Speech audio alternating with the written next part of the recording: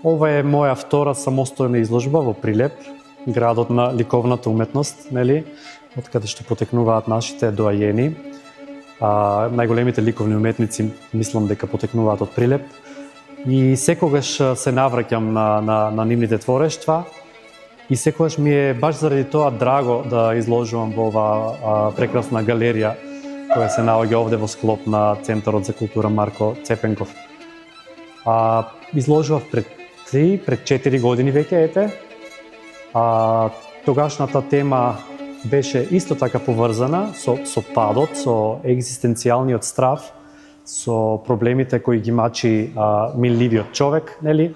Но сега сите тие се сублимирани во една тематика која ги поврзува сликите што ги работам веќе 5 години. Тоа се слики кои се нарекуваат падот на ангелите. Падот на ангелите е една серија на слики која ги опишува не само како нечовечко, како надчовечко суштество ангелот од библиската тема, туку како секојдневна приказна која ја носиме во нас самите. Ангелот го носиме во нас самите и тој секојдневно паѓа од нас. Ние отпаѓаме од него и тој отпаѓа од нас. Во овој циклус ми се додадени сликите кои се посветени на децата на Газа, на ужасниот масакар кој се случува таму во моментов. И посебно ми е драго што се најдоа како во една паралела со сликите од библиските теми. Сликите се работени во масло и акрилик на медиапан и на платно. Имам изложено 20 дела. Изложбата ќе биде поставена до крајот на оваа недела.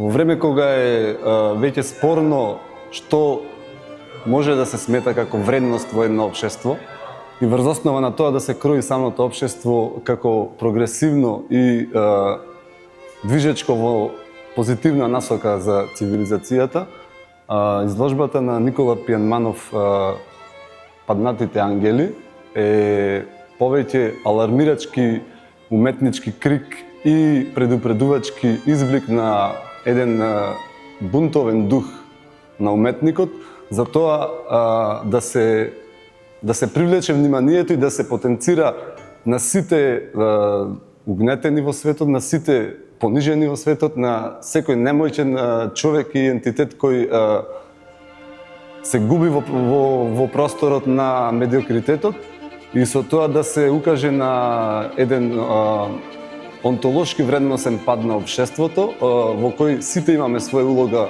и удел.